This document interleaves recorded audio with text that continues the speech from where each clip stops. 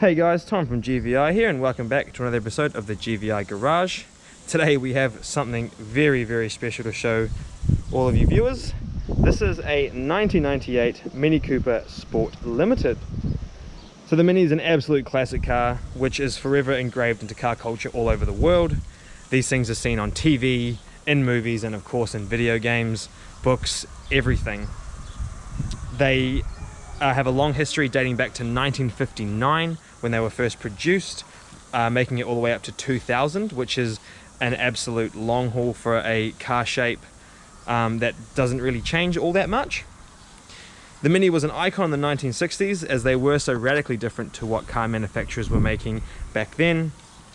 Obviously being front wheel drive, 3 meters long and about 1.5 meters in height and width. The Mini was considered the British equivalent of the German-built Volkswagen Beetle. Okay, moving on to this particular model. This is a Mark 7, so the very last of the classic shape. These were produced between 1996 and the year 2000, right before BMW took over production and obviously changed the design and the engine and virtually everything about the Mini, aside from keeping the nameplate. This particular one is a Japanese import. It is the Cooper Sport Limited model and only 600 of these were produced, which makes it an incredibly rare little beast. It packs a 1.3 litre 4-cylinder engine. It is fuel injected, not carbureted, which is not rare for Minis, but definitely not as common as a carbureted. And again, something that isn't as common, it is a 4-speed automatic. So, moving on to the color. This is called Amaranth Purple, and hopefully you can see on the camera here, it is a absolute stunner. It has white accents down the side here with the white wing mirrors and on top the white roof. Alrighty, so today we're going to go over the interior features, the exterior features, the engine, and of course go on our test drive.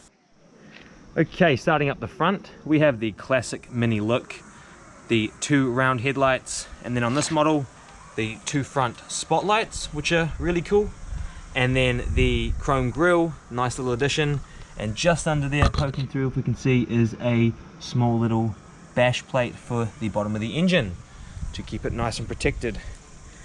The front bumper there, even though it's not really a bumper, and then down here, the pumped guards as well. So the standard models do have flatter guards. They're not as wide.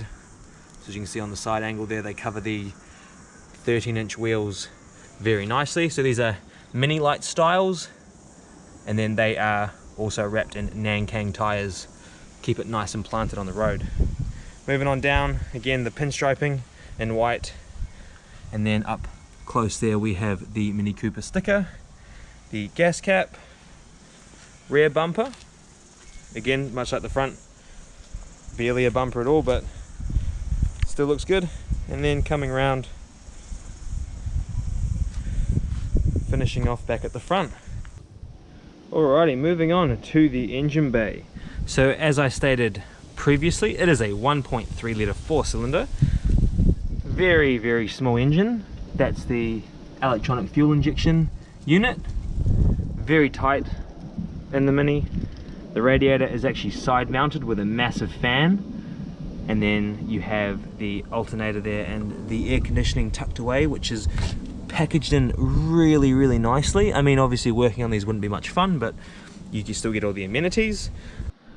Alrighty, so moving on to the interior, we can see these plush black leather Mini Cooper seats. And then if we go up close, you have the small logo on there, which is kind of cool, and the white stripes down the side. Now Minis are slightly different from most other seats, or at least what I'm used to. To move the backrest front or back, obviously you have the switch down the side in most cars, but in the Mini,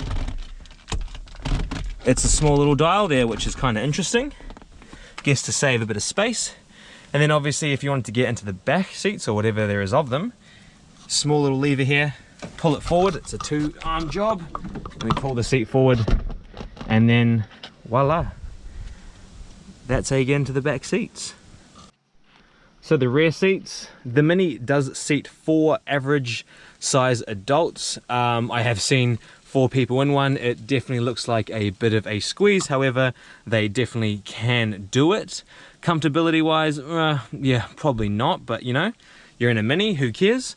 That's about how much legroom you'd have, which isn't too bad. Not as bad as an RX-7 if you've seen one of those, which is absolutely shocking, but very basic back here. 2 seat belts, 2 seats, you got 2 floor mats as well. Nice and easy. Alright, so let's check out the inside. Alright, so starting off in the driver's seat. The first thing we notice is the nice Mini Cooper steering wheel here. But more importantly, it has an airbag. Not many Minis came with airbags. Obviously, being a later model and in the late 90s, it was probably a requirement for them. So these ones came with it. Moving on to the dash cluster, we have the speedo, which is in kilometers an hour, being Japanese. And this model has traveled just over 80,000. In the center, fuel and temperature with the headlight, battery and oil pressure switches. And on the right there, we have the rev gauge, and it goes to about 6,000 or so. Then just down the side, you have the driver's vent. And on the door card, interestingly enough, is the handle. So this is the door handle here, and we'll go up to it. And instead of going down, you go up to open the door. So that's something that you're probably not very used to, and it's an aluminium-like handle, which is kind of cool. And the window winder. So in most windy window cars, you go downwards, but this Mini, you go backwards, which is kind of interesting, kind of cool. Definitely takes a bit of getting used to, obviously, otherwise you're not going to be getting the window down anytime soon. Moving on to the center, we have the vents in the middle there, and the Rover tape player. Obviously, being Japanese, it is a Panasonic unit from factory. And my favorite feature is it has air conditioning. Not many Minis came with air conditioning. Obviously, being a later model, and in some markets they did offer it. This Japanese model includes it, and again, it definitely helps on those hot days. Obviously, it's not a big car, or it's not as well insulated as other cars, but it definitely helps on a warmer day. Here we have the switch panel, so you have the front fog lights, hazards, and rear demister, things like that. This is your temperature changer, so you pull out and twist like that, push it back in. Selector, pretty standard kind of stuff. Alrighty, so just out on our test drive with the Mini here. Gonna squeeze through this little pocket.